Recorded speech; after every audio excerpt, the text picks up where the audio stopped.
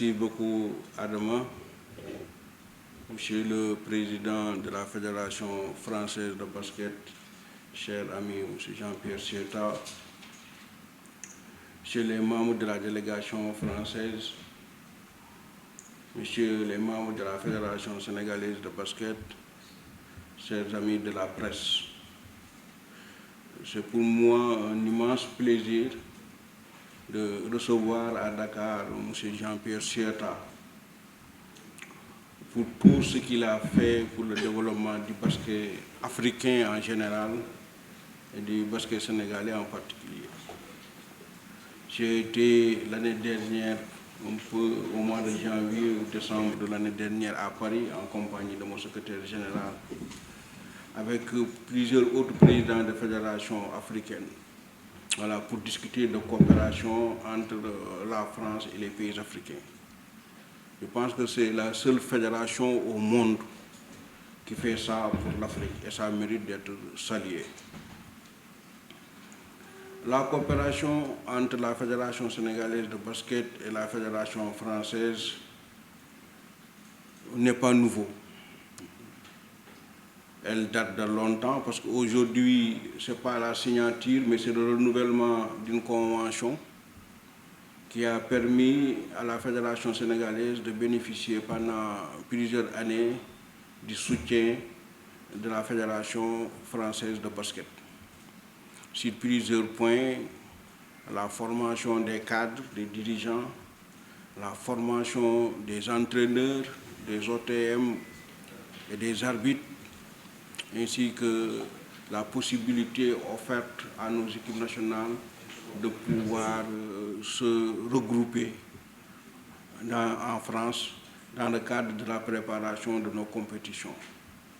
Je pense que si vous vous rappelez bien, lors de la Coupe du Monde 2018, où nous avions réalisé un grand exploit en se qualifiant pour la première fois au deuxième tour d'une Coupe du Monde, nous avons été invités en France par la Fédération française, où nous avons participé à un tournoi de niveau mondial. Et c'est ce tournoi-là qui a permis à notre équipe nationale de se bonifier pour pouvoir faire cette belle prestation. Donc pour toutes ces raisons, je voudrais remercier personnellement et au nom de l'ensemble de la Fédération sénégalaise de basket, la Fédération française, à sa tête le président Sieta. Remercier également ses collaborateurs, M. Abuja et Mme Nabila, qui est quand même le référent africain au niveau de la Fédération française, parce que c'est elle qui est en contact permanent avec notre secrétariat général, vraiment pour aboutir à ce travail-là. Donc c'est des mots de remerciement que je voudrais simplement dire. Maintenant, je serai à votre disposition pour davantage de développement. Merci beaucoup, M. Sieta, et bienvenue à Dakar. Ce que nous attendons de la Fédération française, ce que la Fédération sénégalaise de basket attend, c'est énuméré même dans la Convention.